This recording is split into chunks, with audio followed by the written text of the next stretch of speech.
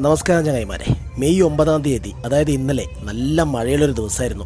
ആ ഒരു ദിവസം തന്നെയായിരുന്നു നമ്മുടെ പ്രതീക്ഷാ കലാകേന്ദ്രത്തിന്റെ 1ാം വാർഷികാഘോഷം. ഗംഭീര ഗാനമേളയും പരിപാടിയൊക്കെയുള്ളൊരു ദിവസമാണ്. ആളുകൾ ഇങ്ങനെ പുഞ്ചിരി ബസ്സിൽ ഇറങ്ങി ഇങ്ങനെ വരുന്നുണ്ട്. സാംസ്കാരിക സമ്മേളനത്തോടുകൂടി പരിപാടി തുടങ്ങി കഴിഞ്ഞേട്ടാ. അക്കൂട്ടത്തിൽ ഈ നാട്ടിൽ വളർന്നു വരുന്ന കുട്ടികളുടെ ജേഴ്സി നൽകാനുള്ള ഒരു ഭാഗ്യം എനിക്കുണ്ടായി. അത് കഴിഞ്ഞ് കുട്ടികളുടെ കലാപരിപാടികളൊക്കെ തുടങ്ങി.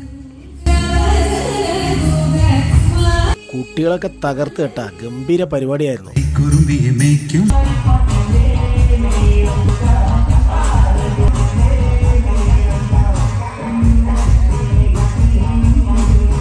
പരിപാടി ഗംഭീരമായി തുടങ്ങിയപ്പോൾ മഴയങ്ങ് തുടങ്ങിയേട്ടാ.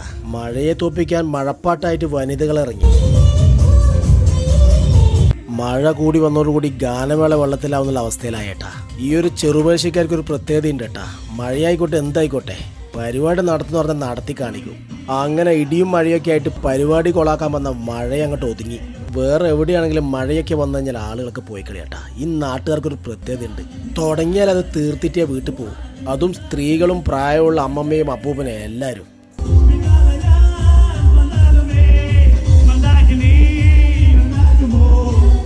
മഴയാണെങ്കിൽ വണ്ടി പിടിച്ച് നാട്ടിലേക്കും പോയി.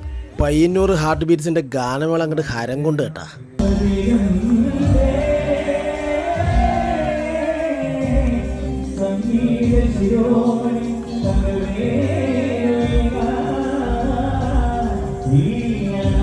പ്രതീക്ഷാ കലാകേന്ദ്രത്തിൻ്റെ ഈ ഒരു പരിപാടി ഉണ്ടല്ലോ, ഈ നാട്ടുകാരങ്ങ് ആഘോഷിച്ച് മനസ്സ് തുറന്ന് ആനന്ദം നൃത്താടുകയായിരുന്നു ഇവിടുത്തെ ആളുകളൊക്കെ. ഒറ്റക്കെട്ടായി നിന്നാൽ ഏത് പ്രതിസന്ധിയെ നേരിടാമെന്നുള്ള തെളിവായിരുന്നു പ്രതീക്ഷയുടെ ഈ ഒരു പരിപാടി.